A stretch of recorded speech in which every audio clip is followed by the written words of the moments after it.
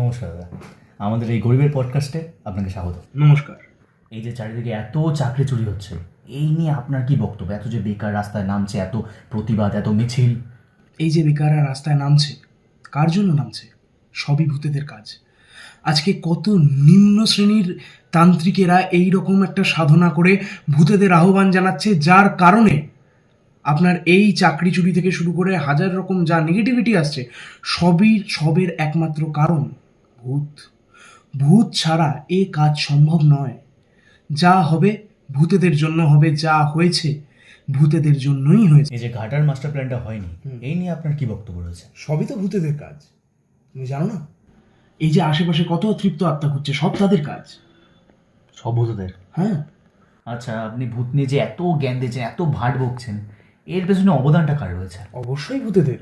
তারা যদি না থাকতো, আমি জ্ঞানটা দিতাম কাদের নিয়ে? শুয়োরের বাচ্চা।